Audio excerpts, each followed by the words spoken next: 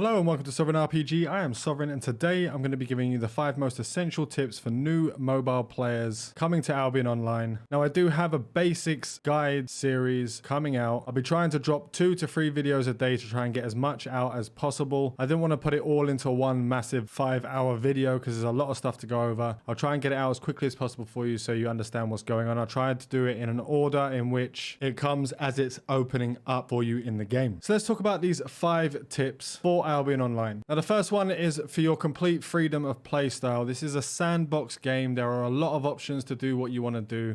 There are many ways in which you can do what you want to do. So I'd recommend not just going onto YouTube and finding out what the meta build is, what the best build, the fastest build for anything that there is. I would say go through the actual Destiny board, have a look what weapon types there are, have a look at different armor types. Look at what abilities you get off of the different items and see what strikes your fancy. Even though there are meta builds and even though there are builds that are super strong in certain ways, that might not be super strong for you because it might not be enjoyable. It might be too fast paced for your fingers. It might be too slow for what you want. The main point of a sandbox game is to get in there and get stuff done and enjoy what you are doing, not just running in and going, right, I'm going to go straight for this one. Now, it's good to have direction. So watch the videos and find out what is going on, what the strengths are, what the weaknesses are of all the different kind of weapon types. There's videos all over the place.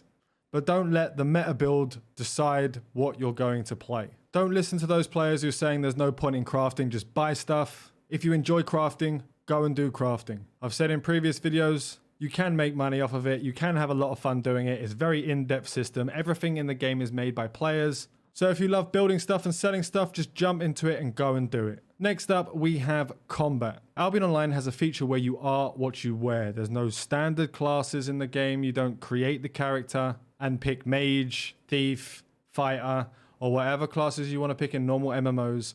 You can mix and match different types of armor, different weapons, different offhands, and get a completely different character than anyone else unless you're following the meta build. Everything can be good in the right hands. There are obviously different combinations of gear and weapons that won't work together. You have to have some sort of cohesiveness with what you're picking, but the best way to find out is to actually try and test yourself. Find out what you like, find out what you love, and that is the best thing about Albion Online and its combat system. There is still DPS, there are still tanks, there are still healers, there's still the holy trinity of core MMO experiences, but how you build that tank, how you build that DPS, how you build that healer is completely different depending on what armor you're wearing, what weapons you're using, and they can all give very different experiences. Now, as an example of you are what you wear, you have your headpiece, for example.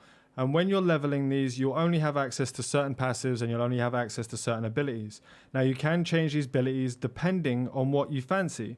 So energy regain on their head. Take a pause, restoring 30 energy every 1 second while channeling for up to 9 seconds. Then you'll have send out a shockwave from a force field, knocking all enemies back within a 6-meter radius around you by 14 meters. And then the last one, you'll have apply an energy shield on yourself, increasing your armor by 118 and your magic resistance by 31 for 4 seconds. There are many different ways you can do it. If you prefer in a more PvP way, then you'll go one way wearing the same helmet than you would in a PvE way. Test it out, try it out, find out what is best for you, find out what is most fun for you. When it comes to the combat and your actual fighting in Albion Online, I wouldn't go straight to the higher level tier zones. You'll get absolutely flattened.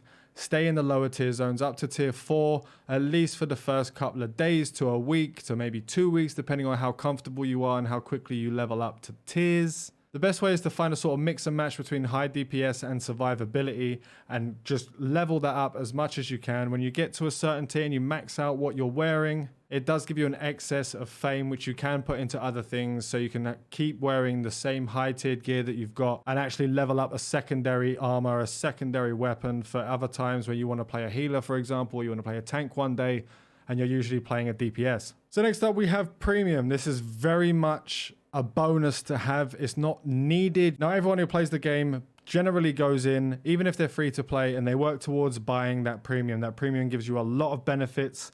You get 20 learning points per day. You get 10,000 focus per day, which is to do with your crafting. You get a 50% fame bonus, so you'll be leveling up that gear in the slots on the Destiny board much quicker. You have the ability to buy the island, which will help you make significant amounts of money from farming, breeding, and raising animals. You can make quite good amounts of money, so it is a good thing to actually work towards getting that premium.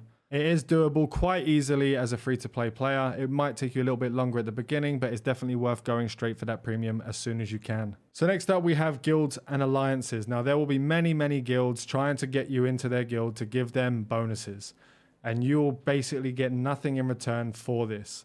Make sure you do your research on a guild, ask questions, find out what their core values are, what they're going to be doing in the game, because they may be a PvP guild or alliance that you don't want to PvP. You want to PvE. So you want to find guilds and alliances that will actually help you on your PvE journey, on your crafting journey. There are many trade guilds out there, trade alliances, PvP guilds, PvP alliances, PvE, more casual, more hardcore. Don't just jump into the first large guild and alliance that you come across. I know many people that have quit the game because they've just been forced into going into the black zone when they haven't really been ready from the get-go in the beginning, because a guild and alliance has control over an area. And all you really are is just a number. You're just a number on a list of players, and they're just using you to gain certain benefits that come with being in a guild or alliance. Speaking of guilds and alliances, we do have Sovereign Wolfpack based out of Fort Sterling. If you would like to join us, jump in the Discord, send me a ping when you're online and we can invite you. It's going to be more of a casual, new player friendly guild. We already have a max level guild island. There's not many players in there, so you'll be able to sort of make your way with all of the other mobile players that will be joining us.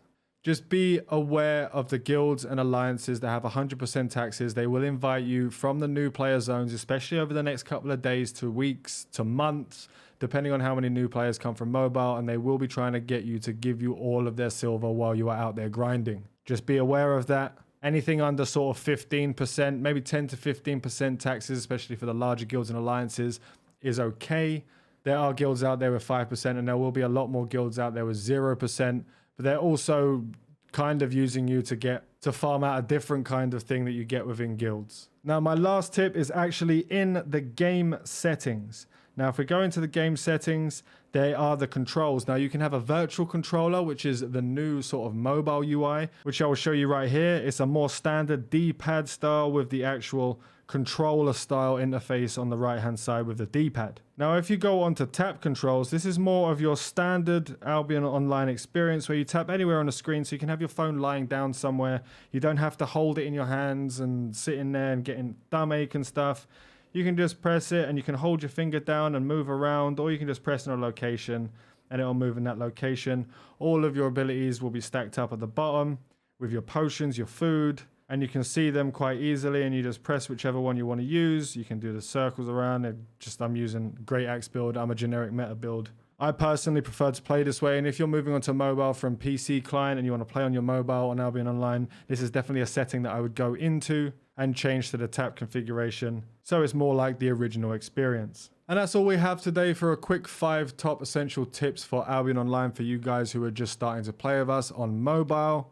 I hope you enjoyed the video. I hope you found it useful. Remember that there are going to be many basic guides that are going to be coming out over the next couple of weeks. I'm trying to get 2 to 3 a day out, depending on time, obviously. So make sure to like and sub if you haven't already. Fly safe and avoid local chat scams. I want to say a huge thank you to all my patrons. Without you guys, I wouldn't be able to continue doing what I'm doing. If you'd like to find out how to become a patron and how to get early access to my content, please look down in the description. Fly safe and avoid local chat scams.